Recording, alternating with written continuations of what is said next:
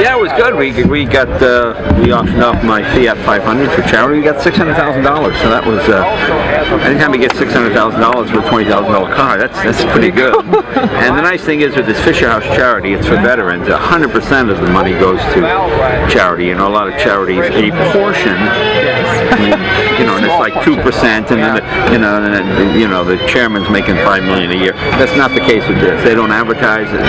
All the money goes directly to the source. So it was a good night. Yeah, which is really amazing. You've been to how many concours so far? I mean here probably I've been at every one since about '87 probably. And I think one of the things that's really exciting, we've talked to people today, some guy who's a newbie, and he's like, "This is my first concours." He's all excited. Right. I think one of the things that comes here is like the excitement of the tour and everything else. Well, you know, if you're a car guy, these are all cars you've seen in magazines, and chances are, I mean, I grew up in a little town in New England. Anything with less than 4 doors was a sports car.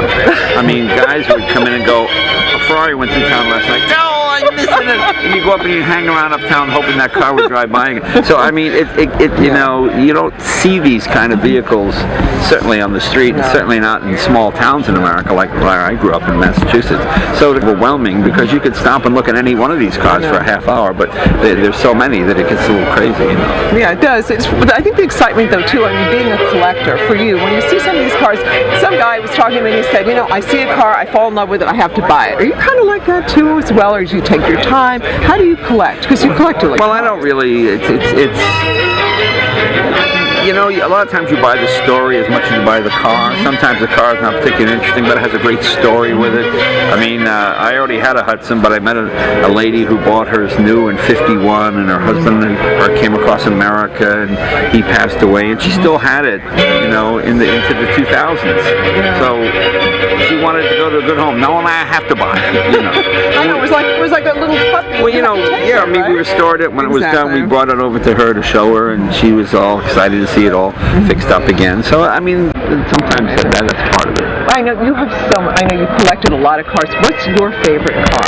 Hard that I had a favorite. You have a few favorites. I mean, to me, I'm fascinated by steam earlier. You know, when you collect cars or anything, whether it's artwork, you want to keep going back and finding the oldest possible version of what it is you like, just to check the history and the origin. So, to me, early steam stuff is fun. Yeah, which is amazing.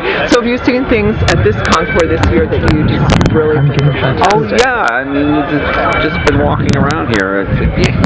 Every car here is fantastic. They all have some sort of story. You know, these are all extremely high-end cars. These cars were $20,000 when the Fords were $260. So it's you know, it's all a piece of history. It's amazing. I mean, I think, you know, one of the things also too when you come here and you are so involved with Concours, people appreciate cars. What do you think in a collector's mind? What do you think is the most important thing that they look at? Well, probably provenance.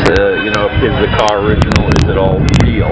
It's easy enough to change engines, transmissions, and whatnot. You know, and so you look for something that you can trace almost back to the day it was first sold. And any car that's been with the original family for 50, 60 years, that's a pretty interesting piece of history. So you can see it hasn't been altered from what it was. Yeah, which is really amazing. Anything we missed? Bugatti.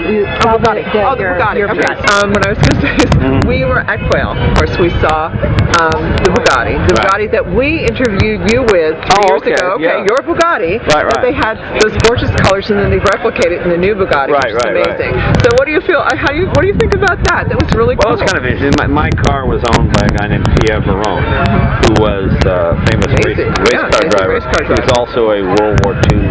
He was a resistance fighter. He was a hero. Captured by the Nazis, escaped, went back, fought the Nazis, captured, and sadly died in a prison camp.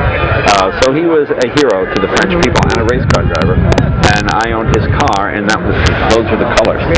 So consequently, when the new Veron came out, which was named after him, they asked if they could put his car next to the new version. So that was kind of an honor. It looks really great, and they actually sold it. They sold it from a photograph. I don't know, from an image. It's already been sold. It's pretty sold, which is amazing. Yeah, there's a lot of rich people.